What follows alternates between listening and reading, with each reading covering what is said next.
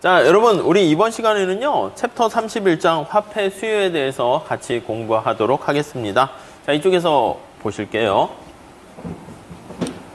자, 거기 앞에 교재 인트로 부분에서 우리가 ISLM 모형 하면서 화폐에 대한 수요를 좀 말씀드렸어요. 그래서 두 번째 줄을 보시면 실질 화폐 잔고에 대한 수요가 뭐에 의존한다? 예, 소득과 명목이자율에 의존한다라고 되어 있죠. 그래서 우리가 실질 화폐 잔고니까 화폐 수요를 P로 나눠준 걸 실질 화폐 잔고 이렇게 한 거예요. 이렇게 씁시다. 그냥. 자, 이게 이제 뭐에 영향을 받냐면 소득에 영향받고 명목이자율에 의해 영향을 받게 됩니다. 소득이 증가하면 우리가 거래적 동기 화폐 수요가 증가하니까 화폐 수요가 증가하고 이자율에 대해서는 뭐 투기적 동기 화폐 수요 마이너스다라는 거 알 수가 있죠.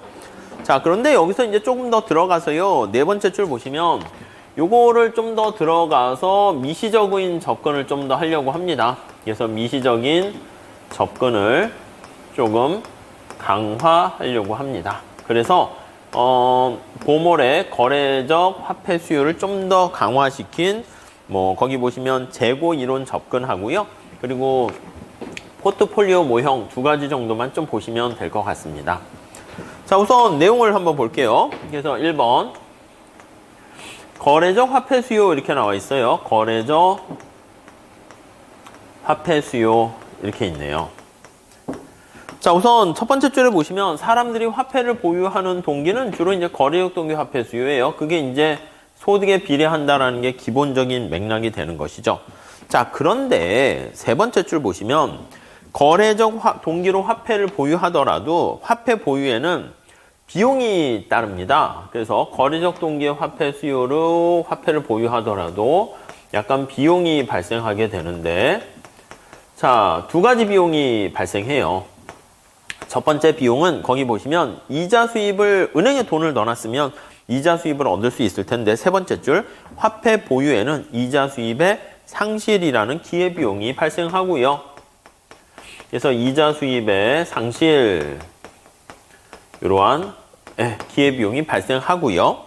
다른 형태의 자산을 화폐로 바꿔놓는 데 드는 거래비용이 발생합니다. 그래서 다른 자산을 그래서 뭐 화폐와 대체 자산과 관련된 뭐 말 그대로 이제 거래비용이라 할게요. 거래비용이 발생합니다. 뭐 은행을 왔다 갔다 하는 뭐 수수료 생각하셔도 되고 이 두 가지 측면에서 얘기를 할 거예요. 자, 이거를 좀 발전시켜서 나타낸 사람들이 두 번째 단락 보시면 보몰과 토빈, 거래적 화폐 수요가 소득뿐만 아니라 이자율과 거래비용에 영향을 받는다. 그래서 이 거래비용과 이자율에 의해서 영향을 받는다 해서 약간 화폐를 보유하는 게 이걸 재고를 보유하는 거랑 비슷하게 이제 경영학의 재고 관리랑 비슷하게 발전시키게 돼요. 그래서 요거 두 개 측면에서 살펴보는 밑에서 세 번째 인벤토리라는 말 있죠? 재고 관련한 이론적인 접근 요거를 하게 됩니다. 네, 이렇게요. 재고 접근 이렇게요. 네, 이렇게 보시면 되겠습니다. 자, 우선 재고 화폐를 왜 보유해야 됩니까? 하면은요. 밑에서 두 번째 줄 보시면 거래를 위한 화폐를 왜 수요해야 됩니까? 라고 하면은 밑에서 두 번째 줄 우리가 소득이 발생하는 시점과 내가 돈을 버는 시점은 이제 뭐 월 초에 이렇게 일시불로 들어온다 할게요. 근데 돈을 쓰는 거는요. 매일매일 조금씩 써요. 그래서 소득 발생과 발생 시점도 쓸까? 아니면 지출의 시점이 차이가 발생하는 거야. 괴리가 발생하는 거예요. 그러다 보니까 내가 계속 어느 정도 화폐를 보유하고 있어야 되는 것이죠. 그래서 맨 마지막 제줄에 기업이 생산하고 출하하는 시차에 발생하는 그 재고 보유와 동일하다라고 보시면 되겠습니다. 그래서 오른쪽에 가보시면 재고를 보유하는 것도 마찬가지입니다.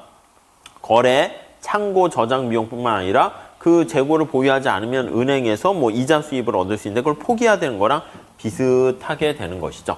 자, 그래서 이렇게 보시면 되겠고 이 두 가지 비용을 찾아내는 게 중요합니다. 자, 밑에 그림도 나와 있습니다. 그림을 한번 가지고 보도록 할게요. 자, 수평축이 어떻게 됩니까? 라고 하면 시간이 이렇게 있고요. 수직축은 뭐 다양한 화폐와 관련된 보유가 얼마나 되는가 화폐 보유량으로 놨습니다. 자, 그래서 이제 월 초에 월급이 들어온다라고 할게요. 그래서 거기 보시면은 월 초에 월급이 쭉 들어오는데 우선 두 번째 단락 볼게요. 논의를 단순화하기 위해서 월 초에 월급 Y를 받아가지고 월말까지 쭉 계속 쓴다 합시다. 근데 일정 속도로 쭉 쓰게 되는 거니까 마지막 월말에는 잔고가 빵 이렇게 됩니다. 자, 근데 세 번째 줄에 볼게요. 자, 이 중에 월 중 평균적으로 화폐를 얼마나 보유합니까 하면 평균이니까 2로 나누면 되겠죠. 그래서 2분의 Y 이렇게 돼요. 네, 오케이 됐죠.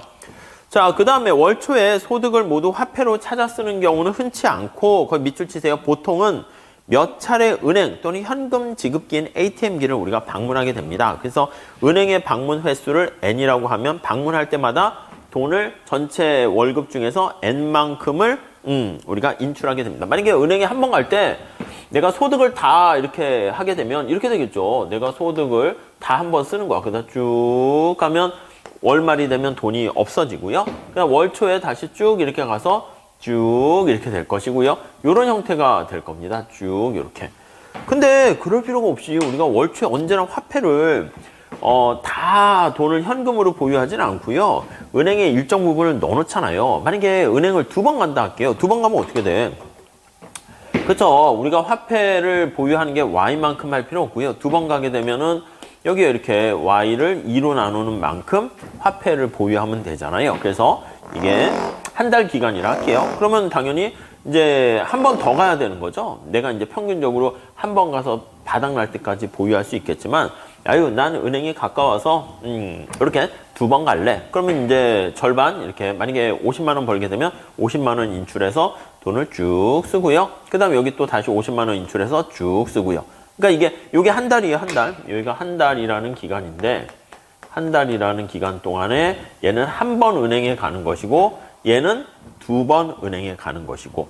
자, 그래서 이거 마찬가지죠. 그래서 그 다음 달도 이렇게 해서 쭉 되고 올라가서 쭉 이렇게 될 거예요. 이해가시죠? 근데 이걸 이제 일반화시켜서 우리 책에서는 어떻게 했습니까? N번 은행에 간다라고 치면 다시요. Y가 월급이고요. 월급이고 그리고 N이 뭐라고요? N이 이제 은행을 방문하는 횟수입니다. N이 은행을 아니면 ATM기를 이용하는 방문 횟수 이렇게 할게요. 횟수. 그럼 내가 이제 화폐를 얼마나 보유합니까? 라고 하면은요. 자, 보시면 이게 시간이 되고요. 당연히 여기 수직축에 나와 있는 게 좀 더 낮출까요? 그냥 크게 하기 위해서 이렇게 합시다. N 이렇게 되는 거 알 수 있어요. 그래서 N이 1이면 Y가 되고 2면 2분의 Y가 되고 10이면 10분의 Y가 되고 아시겠죠? 자, 그렇게 돼 있고요. 그 다음에 방문할 때마다 N분의 Y만큼을 인출하는 거예요. 그래서 요거는 결국 뭐냐면 한 번 은행을 방문 시 인출하는 거기 보시면 금액 이렇게 돼요. 인출하는 금액 이렇게 보시면 되겠습니다. 그래서 이제 수중에 처음엔 이렇게 다 인출하니까 이렇게 내가 갖고 있다가 그 다음에 점차 돈을 씁니다. 쭉 쓰게 되고 그다음 또 은행을 다시 가고 쭉 쓰게 되고 쭉 쓰게 되고 이렇게 된다. 뭐 4번 간다라고 하면은 여기서 여기까지 쭉 이렇게 되는 거 알 수 있겠죠. 아시겠죠? 여기서 더 작아지는 거야. 작아서 조금 이렇게 되는 겁니다. 네. 만약에 은행을 뭐 언제나 수시로 쉽게 뭐 현금 아니면 스마트폰으로 막 하고 카드로 뭐 하고 하면은 그것도 나중에 볼 수 있는데 뭐 현금을 화폐를 보유할 필요가 없게 되겠죠. 뭐 요즘 뭐 돈 안 갖고 다니지 않습니까? 네. 자, 그렇게 보시면 되겠습니다. 자, 그리고 이제 이렇게 돼 있는 상황인데 평균적으로 돈을 그럼 얼마나 보유합니까? 라고 하면 이게 평균 보유니까 이게 이거 전체를 N으로 2로 나누는 거죠. 그래서 평균 이렇게 해가지고 보유하는 이게 평균이에요. 평균 보유하는 화폐에 관련된 보유량 이렇게 되어 있네요. 네, 여기까지 되셨죠? 자, 은행을 거기 보시면 이 방문 횟수를 지금 N이라고 얘기했는데 이 방문 횟수가 자, 밑에서 네 번째 줄 볼까요? 마지막 단락 볼게요. 최적의 은행 방문 횟수를 찾으려고 하는 거예요. 최적의 은행 방문 횟수를 찾으려고 하는데, 자, 은행을 방문하는 횟수가 너무 적게 되면은 한 번에 갈 때 돈을 많이 인출해야 돼요. 그럼 어떻게 됩니까? 그렇죠. 이자 손실이 늘어나요. 그래서 얘가 작으면 큰 금액을 인출해야 되고, 큰 금액을 한 번에 인출해야 되고요. 한 번에 인출하고, 그 결과 어떻게 됩니까? 예, 그렇죠. 은행에 돈을 넣어주면 받을 수 있는 이자 수입이 증가합니다. 인출하고, 이자 수입이 줄어들어요. 수입이 감소하게 돼요. 손실 발생하고요. 은행을 너무 자주 왔다 갔다 하면 어떻게 돼요? n이 크면, 은행을 자주 왔다 갔다 하게 되면은, 자, 거기 보시면 이자 손실은 작아요. 이자 수익 감소는 작지만 이자 손실은 작으나 어떻게 됩니까? 왔다 갔다 비용이 발생하는 거죠. 작지만 네, 거기 보시면 방문에 따른 불편. 뭐 거래 비용이 증가한다는 거예요. 거래 비용. 우리가 이제 수수료가 발생할 수도 있겠죠. 그래서 수수료 같은 것들이 발생, 이렇게 증가, 이렇게 보시면 될 것 같습니다. 네, 뭐 무슨 취지인지 아시겠죠? 네, 그 정도 정리하시면 되겠어요. 자, 그래서 거기 얘가 나와 있어요. 자, 이 비용은 작게는 수수료이지만 현금 인출에 따르는 모든 비용을 다 포괄합니다. 그래서 요 거래 비용은 이제 수수료 외에 추가적인 기회비용까지 생각해요. 거기 보세요. 맨 마지막 제줄에 은행 방문 시간이 15분이야. 은행 왔다 갔다 하는데 15분. 이것도 어떻게 보면 작지만 시간당 임금이 이 사람이 2만 원이면 15분 동안 기다려야 되잖아요. 그러니까 네, 5,000원이 그 은행 왔다 갔다 할 때 비용이다라고 보시면 되겠습니다. 오케이, 됐습니다. 자, 그래서 다음 페이지 가보시면 388페이지. 자, 은행 방문에 따르는 비용을 최소화하기 위해서 몇 번을 왔다 갔다 하는 게 최적 방문 횟수를 찾는 게 목적입니다. 그것을 우리가 찾아내기 위해서 두 번째 줄 보시죠. 화폐 보유의 기회비용인 이자 손실액은, 자, 우리 두 개 비용이 발생한다는 거 알 수 있어요. 우리 총 비용이랄까요? 거의 코스트라고 할게요. 이게 비용이라고 할게요. 화폐 보유에 따른 총 비용인데, 자, 거기 세 번째 줄 보세요. 화폐 보유의 기회비용인 이자 손실액은 한 달 동안의 평균적인 화폐 보유액, 이만큼 내가 평균적으로 화폐를 보유해야 되거든요.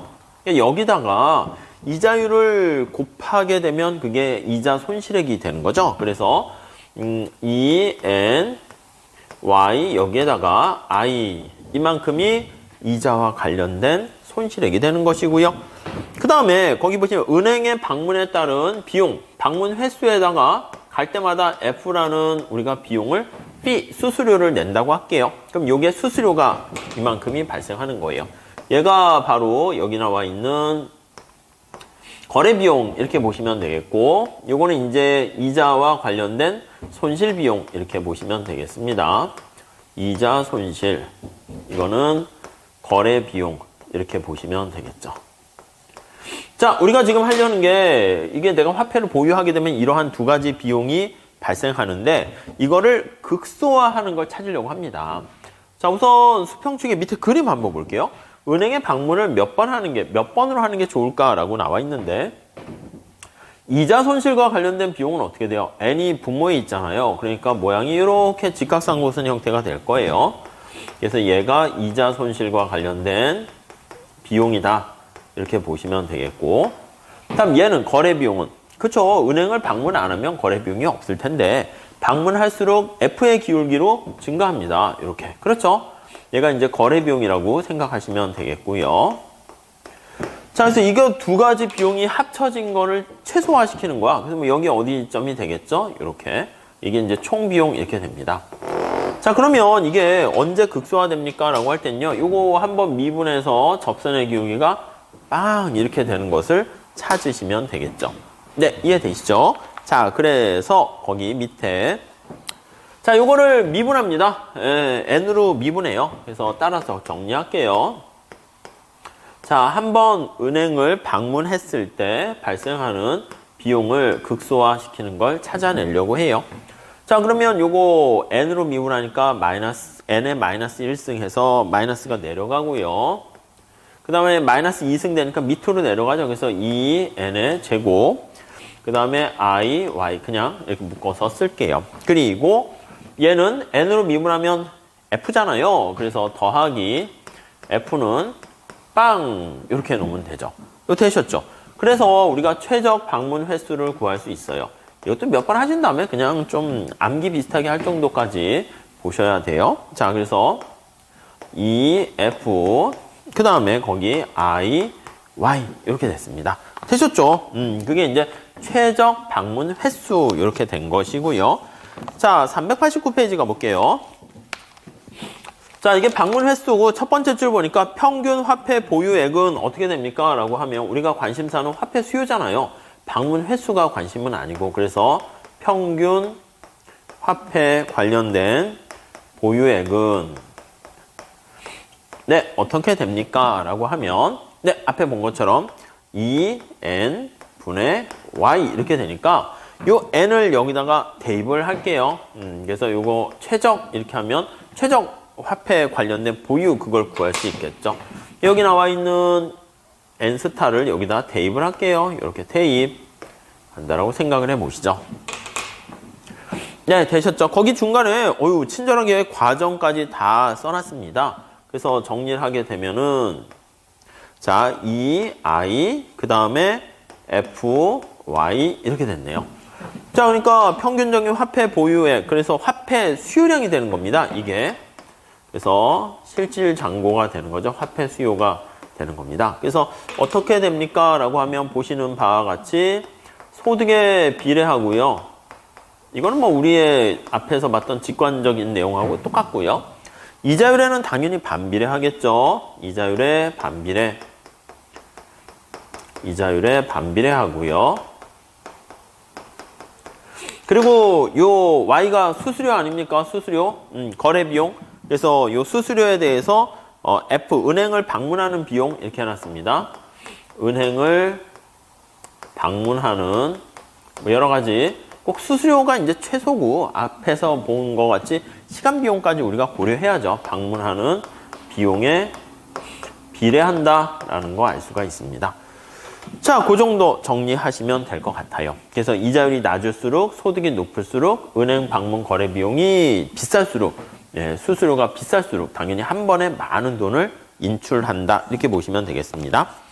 자, 그 다음에 거기 중간에는 뭐 이자율 같은 거를 화폐와 비화폐 자산의 수익률 뭐 이런 식으로도 확장할 수 있다 나와 있고 뭐 그런데 한번 그건 읽어보시면 될 것 같고요. 아무튼 정리를 하면 미시경장의 최적화 원리를 활용했잖아요. 그래서 그게 이제 첫 번째의 어떤 이 모형의 어떤 기여하는 바다라고 보시면 돼요.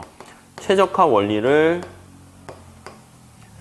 적용했다라는 게 이제 가장 중요한 것 중에 하나 이렇게 보시면 될 것 같고요. 그 다음에 요건 이제 자연 로그를 취하기도 하는데 아니면 이거 그대로 보셔도 됩니다. 그대로 보시면 루트 속에 있잖아요. 루트 속에 있으니까 이거 2분의 1 요거 루트는 빼고요. 나머지 적어 보시면 F에 2분의 1이죠. 2분의 1 그리고 Y에 2예요. 2분의 1 그리고 I에 요거 보시면 루트 분모에 들어가 있잖아요. 그러니까 마이너스 2분의 1 이렇게 된다고요. 그래서 이게 로그를 취하게 되면 우리의 관심사가 요 소득이니까 2분의 1이 앞으로 나와요. 그래서 거기 자연 로그를 취한 게 나와 있죠. 그게 탄력성을 뜻해요. 그래서 여기 이자율과 소득 앞에 붙어있는 지수가 로그 취하면 앞으로 내려가니까 이게 탄력성이죠. 탄력성. 그래서 로그를 취한 다음에 그거를 나눠주게 되면 다시 정리할게요. 그래서 이자율 탄력성은 마이너스 2분의 1이고 소득 탄력성은 2분의 1이다라는 것을 알 수 있습니다. 그래서 뭐 소득이 증가함에 따라서 화폐 보유는 더 적게 보유해도 된다라고 해서 뭐 화폐 보유에 따른 뭐 규모의 경제가 존재한다. 그렇게도 얘기를 해요. 자, 그래서 자연 로그를 이렇게 취해 가지고요. 화폐 수요 함수에 대해서 거기 썼어요. F는 그냥 이거 우선 관심 없으니까 몰아서 따로 빼버리고요. 2분의 1 자연 로그 Y 이렇게 있고 2분의 1 자연 로그 취해서 이렇게 나타냅니다. 자, 그래서 만약에 여기 나와 있는 요걸로 나눠주잖아요. 이렇게. 자, 그래서 다시요. 이쪽에다 정리할게요. ln y 해가지고 ln 해가지고 화폐 수요로 이렇게 쓰잖아요. 그럼 이게 값이 얼마가 되냐면 이게 2분의 1인데 요거 의미가 뭡니까? 라고 하면은요. 그 다음 페이지에 보니까 그 각주 4번 있잖아요. 그거 한번 체크해 주세요. 그 미분해서 나타내는 요거 미분해서 나타내는 요걸로 나눠주면 이게 바로 뭘 뜻합니까? 하면 y분의 델타 y 그리고 뭐 p분의 md의 델타 p분의 md 이게 바로 탄력성을 의미하는 거죠. 그래서 2분의 1 이렇게 된다는 거 알 수가 있겠습니다. 뭐 그 정도 좀 체크해 보시면 될 것 같고요. 자, 그 다음에 390페이지 가보시면은요, 뭐 블러블러 내용 나와 있고요. 자, 이게 이제 보물과 토빈에 대한 거래적 화폐 수요를 좀 발전시킨 재고 자산과 관련된 화폐 수요로서의 화폐 수요를 살펴봤습니다. 자, 그 다음 390페이지 자산으로서의 화폐 수요인데 우리 책에서는 뭐 깊이 들어가진 않았습니다. 분량 때문에 그런 것 같은데 아이디어만 좀 보시면 되겠어요. 자, 그래서 이쪽으로 갈게요. 자, 근데 뭐 다른 책에는 설명이 잘 나와 있으니까 그것까지는 좀 하셔야 되는데 뭐 보실 기회는 있을 겁니다. 자, 여기서 또 하나 이거 확장시킨 게 자산으로서의 화폐 수요 이렇게 나와 있어요. 화폐 수요. 네, 자산접근법, 포트폴리오 접근법 이렇게 얘기를 합니다. 자, 2번 한번 볼게요. 제목은 여기 썼으니까 이걸로 그냥 가져가시고요. 자, 우선 첫 번째 줄에 볼까요? 보물 토빈 모형은 거래적 동기의 화폐 수요를 분석하고 있지만 화폐를 여러 자산 가운데 하나로 봐서 자산 선택 관점에서 얘기하는 거예요. 이걸로 하면은 이렇게 쓸게요. 자산을 선택하는 관점에서의 접근 이렇게 보시면 될 것 같네요. 그러니까 우리가 케인즈는 화폐 아니면은 나머지 채권 2개밖에 없다라고 했는데 우리가 현실에서는 그 자산으로서도 화폐를 보유합니다. 자산으로서의 화폐를 보유한다는 거죠. 화폐를 보유, 화폐 수요 이렇게 보시면 되겠어요. 자, 그래서 세 번째 줄 볼까요? 화폐를 자산 관점에서 바라보기 위해서는 화폐 정의에 유의해야 될 필요가 있다. 화폐는 거래적 동기도 있는데 약간 투기적 동기도 있잖아요. 그래서 저축성 예금이나 채권, 주식과 같은 자산은 수익을 가져다 주는데 자, 수익을 가져다 주는 있는 게 바로 거기 보시면 저축성 예금 있고요. 오래 묻어두니까 이제 이자율이 높겠죠. 그리고 채권도 있고요. 주식도 있고요. 어떻게 보면 이게 이제 보시면 이런 같은 자산은 수익을 제공하게 되는데 현금이나 요구불 예금 같은 경우에는 수익이 거의 없어요. 수익이 없는 경우 거의 제로에 가까운 거죠. 현금 아니면 요구불 예금도 언제나 내가 뺐을 수 있으니까 요구불 예금도 수익이 거의 없는 현금하고 동일하게 보시면 되겠죠. 네, 이렇게 낮기 때문에 자산 거기 나와 있는 화폐를 자산 선택 관점에서 분석하는 것은 적절하지 않을 수 있다. 그래서 위에 나와 있는 대체 수단까지 봐야 된다는 것이죠. 자, 그래서 화폐 범위를 확장을 해가지고요. 두 번째 달러 보세요. 저축성 예금, 정기 예적금, 양도성 예금 증서, 뭐 금전 신탁 등도 광의의 화폐로 포함시켜서 얘기를 하려고 합니다. 자, 자산으로서의 화폐를 보유하게 된다라고 하면은요. 밑에서 세 번째 줄 볼까요? 마지막 달러. 자산 선택 이론은 자산을 보유하잖아요. 자산을 보유하면 보유시 네, 거기 보시면 기대 수익률하고요. 위험에 관심을 갖고 있어요. 내가 자산을 보유하면 기대 수익률이 얼마가 될까? 수익률과 근데 이 자산을 보유한 만큼 또 리스크가 있잖아요. 거기 위험, 리스크에 대해서 주목을 해요. 그래서 기대 수익률이 어떤가? 리스크가 어떤가에 따라서 내가 현금과 아니면 여기 나와 있는 자산, 다른 위험 자산을 얼마나 보유할 것인가. 안전 자산이 화폐고요. 위험 자산, 그게 바로 일반적인 뭐 채권 이렇게 보시면 될 것 같습니다. 자, 그래서요. 거기 보시면 391페이지 가보시면 두 번째 줄 보시면 기대 수익률과 위험도는 같은 방향으로 움직이는데 그렇죠. 얘가 위험이 높을수록 당연히 기대 수익률도 높아질 수밖에 없어요. 두 개는 플러스 관계를 갖게 되고요. 그리고 네 번째 줄 보시면 주식보다는 채권이 좀 안전하다라고 알려져 있지만 채권 중에서도 국채, 회사채 이렇게 나와 있죠. 그러니까 국채가 회사채보다는 좀 더 리스크가 훨씬 더 낮다. 대신 수익률은 좀 낮아지겠죠. 그 정도 정리하시면 될 것 같습니다. 자, 그래서요, 거기 보시면 여러 가지 자산 중에서 기대 수익률과 위험의 두 번째 단락 첫 번째 줄 보시면 기대 수익률과 위험의 다양한 조합에 염두에 두고 투자 비중을 결정하게 되는데 가장 안전한 자산이 화폐라고요. 그리고 그 다음 안전한 자산이 국채, 뭐 회사채, 뭐 주식 뭐 이런 식으로 갈 수가 있게 됩니다. 자, 그래서 이렇게 자산을 보유하는 요거 측면에서 봐서 최적 거기 보시면 얼마나 화폐를 보유하는가. 그래서 최적 화폐에 보유하는 비중이라고 할까요? 이걸 찾아냅니다. 여튼 이제 그래프랑 수식을 통해서 보긴 할 텐데 여기서는 거기까지 들어가진 않았어요. 그냥 직관적인 아이디어만 보시면 될 것 같습니다. 자, 그래서 밑에 식을 한번 보시면 자, 화폐 수요에 대한 영향을 미치는 함수는 뭐가 있습니까? 라고 하면은요. 첫 번째, 우리가 앞서 봤던 소득이 영향을 미칠 거예요. 소득은 당연히 플러스가 되겠죠. 근데 이자율을 좀 더 구분을 했습니다. 거기 보시면 RB, 수익률이죠. RE. 그래서 RB는 뭐예요? 앞에 보니까 채권과 주식의 실질 기대 수익률, 얘는 본드라고 한가 봐요. 그래서 채권에 대한 실질 수익률, 그냥 수익률이라 쓸게요.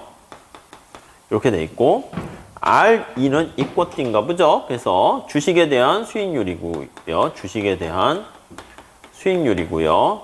오케이. 또 뭐가 있습니까? 네, 위험. 리스크인데 거기 보시면 채권에 대한 어떤 위험도 있고요. 그 다음에 여기 나와 있는 것처럼 주식에 대한 위험도 이렇게 나와 있겠죠. 요거 나와 있고요. 그 다음에 파이는요, 기대 인플레이션율이에요. 요것도 영향을 미치고, 그 다음에 부보다 좀 더 약간 광범위하게 하려고 웰스라고 표현을 했습니다. 부라고 할게요. 이렇게. 소득보다 좀 더 광범위한 그 많은 것을 좀 포함해요. 당연히 얘는 어떻게 되겠어요? 아, 그렇죠. 소득이 증가하면, 부가 증가하면 화폐 수요는 플러스가 될 것이고요. 얘는 소득에서 싹 없앤 거야. 여기 안에 집어넣은 거예요. 그리고 채권에 대한 수익률은 얘네들 어떻게 돼요? 다 마이너스겠죠. 이자율과 관련된 수익률 마이너스가 될 것이고. 자, 그리고 그렇죠. 예, 마이너스가 될 것이고. 요 리스크 같은 것도 거기 한번 밑에 나와 있죠. 리스크에 의해서도 영향을 미칩니다. 화폐 리스크가 높아지면 어떻게 돼요? 우리가 이 채권이나 다른 자산을 갖게 되면은 이게 파산돼서 못 받을 수 있잖아요. 그렇게 되니까 거기 보시면 위험도가 상승하게 되면 채권과 주식에 대한 수요가 줄어드니까 화폐 보유에 대한 이거는 증가한다라는 거 알 수 있고요. 그다음 기대 수익 예상 인플레이션율은 어떻게 됩니까? 자, 밑에서 두 번째 줄에 나와 있는데 예상 인플레이션율이 상승하게 되면, 그러니까 우리가 그냥 물가가 올라가게 되면 우리가 밥을 먹기 위해서는 돈을 더 많이 보유해야 되잖아요. 그러니까 화폐 수요는 증가하게 되는데 인플레이션율이, 기대 인플레이션율이 올라가게 되면 우리가 당연히 화폐에 대한 가치가 마이너스가 되는 거니까 당연히 떨어져서 마이너스 관계에 있다. 이렇게 보시면 되겠습니다. 그래서 여기 나와 있는 것처럼 이렇게 최적 화폐와 관련된 보유, 화폐 수요에 영향을 미치는 요인들을 우리가 단순하게 이자율과 그냥 수익률 이자율 같게 보세요. 이자율과 소득 그 두 개에서 좀 더 카테고리를 확장했다라고 보시면 될 것 같습니다. 자, 그렇게 정리를 하시면 되겠고 392페이지 첫 번째 줄, 네, 이 웰스 부가 증가하게 되면 화폐 수요가 증가한다. 네, 거기까지 나와 있고요. 이게 그 토빈의 어떤 자산 선택 관점에서 본 화폐 수요인데 요거랑 이제 뭘 비교하셔야 되냐면 우리 각주에 잘 나와 있어요. 각주 8번 좀 체크하시죠. 프리드만의 신화폐 수량서라고 비슷해요. 프리드만의 신화폐 수량서라고요. 비교를 하게 되면 수량설과 비교를 하게 되면 비교시 자, 거기 보시면은 신화폐 수량설은 거기 첫 번째 줄 각주 보세요. 화폐 대안으로 가장 포괄적으로 다루긴 했습니다. 얘가 이제 모든 걸 다 집어넣은 거야. 신화폐 수량설에. 자, 그런데 거기 보시면 그 중에 제일 중요한 게 뭐다? 항상소득이 제일 중요하다 얘기합니다. 그래서 퍼머넌트 인컴인 항상소득이 제일 중요하고 소득을 제일 중시 여겨요. 제일 중시 여기고 특히 또 이 소득과 중시하며 또 소득과 화폐는 안정적이다 이렇게 얘기하는 거죠. 안정적인 관계를 갖고 있다 이렇게 결론을 내리게 되는데 여기 자산 선택 이론은 다른 요인들보다 여기 나와 있는 수익률과 관련된 이자율이 오히려 더 중요한 영향을 미치고요. 얘네들은 또 이제 불안하잖아. 금융시장. 그래서 마지막 제 줄 보시면 화폐 수요가 불안정해요. 금융시장의 상황 변화에 따라서 막 돈을 넣었다 뺐다 이렇게 되니까 오히려 얘는 불안정하다 이렇게 끌고 갑니다. 얘는 안정적이다. 그 두 개 차이점도 체크하시면 되겠습니다. 네, 그 정도 정리하시고요. 다음에 3번 한번 볼게요. 금융혁신과 유사화폐 등장 이렇게 나와 있네요. 그래서 자, 금융시장에서 어떤 이노베이션을 통해 가지고요. 새로운 화폐랑 유사한 화폐, 준화폐라고도 해요. 유사화폐가 등장합니다. 화폐의 등장. 이렇게요. 자, 여기서 첫 번째 줄에 최근 20년 동안 광범위한 금융혁신을 통해 가지고 수많은 금융상품이 등장했고요. 그래서 새로운 금융상품이 등장했는데 아니 이런 금융상품이 화폐와 이제 대체 관계에 있으면 그게 뭐 화폐로도 사용될 수 있는 거 아닙니까? 그래서 화폐의 대체성이 높을수록 그게 바로 화폐. 그래서 우리가 보통 밑에서 5번째 줄 볼까요? 화폐를 꼭 은행의 예금이라고 하지 않고요. 뭐라 그랬습니까? 어떤 자산이든 유동성을 기준으로 합니다. 그래서 우리가 화폐다라고 하면 유동성이 높아지게 되면 유동성이 높은 자산은 우리가 화폐로서의 기능을 하니까 화폐랑 비슷하다. 그래서 준화폐, 유사화폐 이렇게 얘기를 하게 됩니다. 자, 여기서 다음 페이지 가보시면 393페이지 첫 번째 줄 볼까요? 두 번째 줄. 화폐로 정의하기는 힘들지만 화폐의 기능을 일부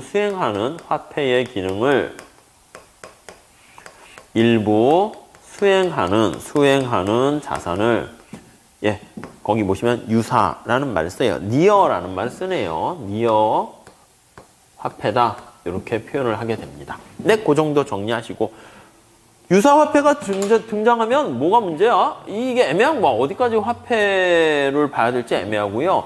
얘도 화폐 기능을 수행한단 말이야. 그럼 얘가 등장해서 화폐 수요 자체가 불안해요. 화폐 수요에 거기 세 번째 줄인가요? 두 번째 줄에 있네. 불안정하게 만들고요.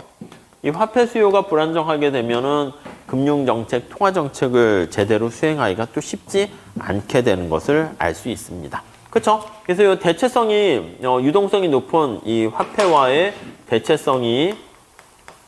가능성이 높으면 높을수록 화폐 기능을 수행하는 거니까 대체 가능성이 높은 유사화폐가 많이 등장하면 화폐 수요가 불안정해지고 화폐와 관련된 통화정책이 좀 이렇게 애매해진다라는 것을 알 수가 있겠습니다. 그래서 밑에 박스를 보시면 화폐 불안정성으로 통화정책을 복잡하게 만드는 거 알 수 있네요. 통화정책에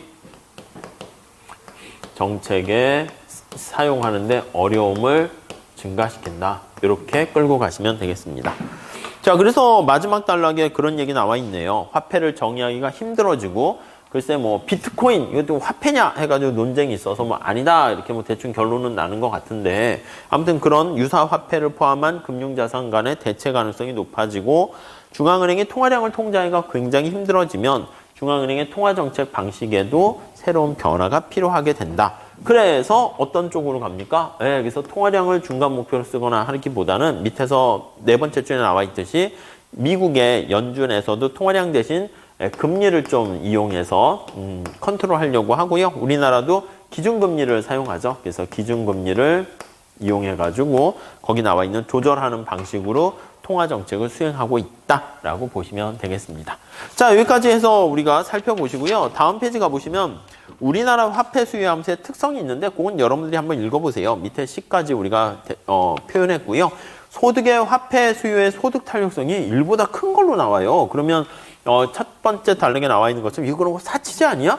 근데 화폐가 사치제라고 얘기하기는 좀 그렇고요. 근데 점차 안정적인 모습을 보이고 있다. 그리고 이자율에 대해서는 거기 보시면 마이너스 관계에 있는 거 우리가 확인할 수 있겠죠. 그래서 한번 이렇게 실제적인 것도 우리가 살짝 내용을 보시면서 공부하시면 좋을 것 같습니다. 자, 이번 시간에는요, 화폐 수요 관련한 얘기를 하는데 전에 기본적으로 ISLM 할 때 거래적 동기, 투기적 동기 화폐 수요를 받고 그거를 거래적 동기 화폐 수요를 좀 더 확장해가지고요. 거래적 동기 화폐를 보유하는 데 발생하는 비용, 재고자산 측면에서 받고 그리고 화폐를 다른 투기적 자산에 비슷한 수익이 있는 자산과의 대체를 이용한 포트폴리오 자산으로서의 화폐 수요까지 우리가 봤습니다. 그래서 그 내용 좀 정리하시면 될 것 같네요. 자, 이렇게 해서요. 우리 이 챕터 마무리하고 다음 시간에 계속 이어서 하겠습니다. 감사합니다.